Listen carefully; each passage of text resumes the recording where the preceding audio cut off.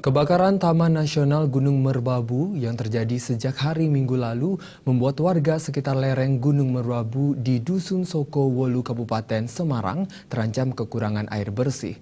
Hal ini disebabkan karena tidak sedikit pipa air milik warga rusak terbakar. Untuk memperoleh air bersih, warga harus berjalan kaki sejauh 6 kilometer.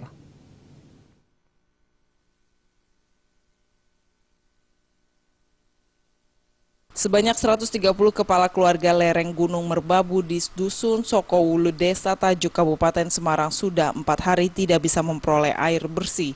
Kebakaran Taman Nasional Gunung Merbabu sejak Minggu lalu turut membakar saluran pipa air warga yang berasal dari sumber mata air Ngrembes. Untuk memperoleh air bersih, saat ini warga berjalan sekitar 6 km di daerah sumber mata air yang lain.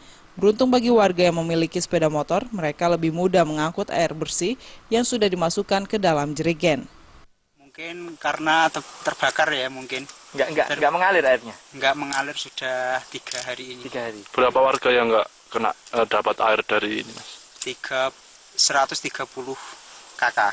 120 kakak. Ini dari sumber mata air mana sih, Mas? Di sumber air Ngrembes. Rembes. Ya. Itu kalau tidak putus airnya besar, Mas? Ya besar itu. Bisa menghidupi semua warga ya? Ya. Terus kalau nggak ada air? nggak ada air, ambilnya di mana, Mas? Kalau nggak ada air, ambilnya di Joyo sana pakai motor. Jauh, Mas? Jauh. Berapa kilo tuh, Mas? Sekitar 3 kilo. Di Gunung Merbabu sendiri banyak terdapat sumber mata air yang menjadi sumber kebutuhan sehari-hari, baik untuk dikonsumsi maupun untuk peternakan. Namun akibat musim kemarau dan kebakaran, debit air semakin kecil sehingga warga terpaksa mencari sumber air yang cukup jauh. Dari Semarang, Jawa Tengah, Agung Nugroho melaporkan.